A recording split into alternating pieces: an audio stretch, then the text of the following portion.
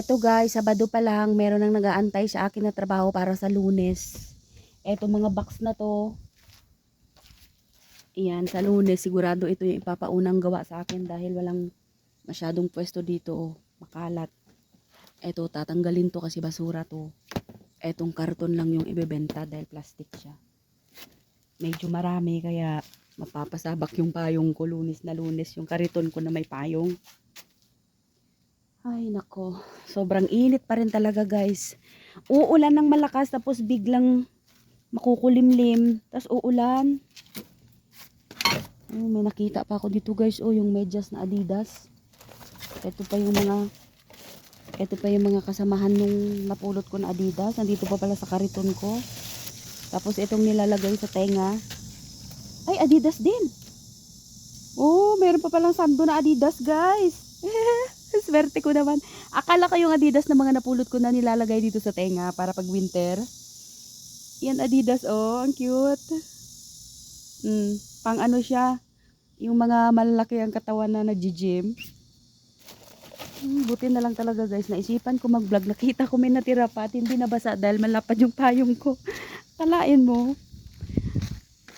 Hello guys, welcome na naman sa vlog na Madam Sitang.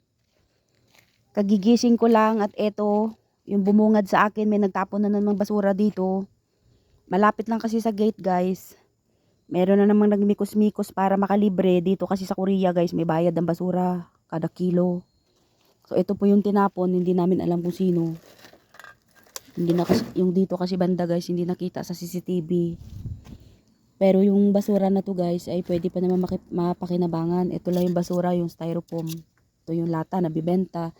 Ito nga yung panel, ito bakal to. Pero yun nga, kung susunod talaga sa tama guys, hindi ka gagawa ng masama. Ipapatimbang talaga yan kasi may bayad po yan.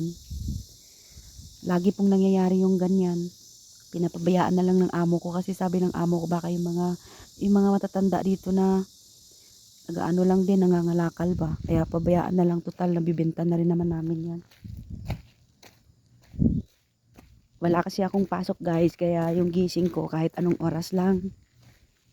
And Sabado naman ngayon, half day lang yung pasok. Nagulat ako kasi ang aga din nilang nawala.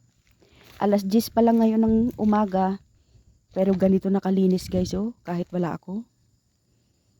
Palagay ko hindi talaga busy.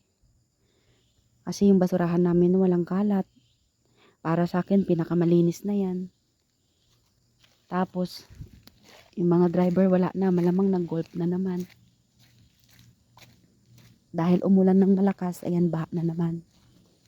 At parang walang bawas yung mga gagawin. Baka palagay ko, hindi talaga sila nagtrabaho, nagbiyahe lang talaga. Daya nila guys, inaantay ako palagi. Tapos yung payong ko tuwang-tuwa. Simula Huwebes, nakapagpahinga ito sa Watakata guys, yung papunta doon, papunta dito, hala kung saan ko dalhin para hindi ako mainitan. Yan, nakapagpahinga yung payong ko. Pero nasira na yung isa, yung banda dito guys, oh. Nga, nasira na siya.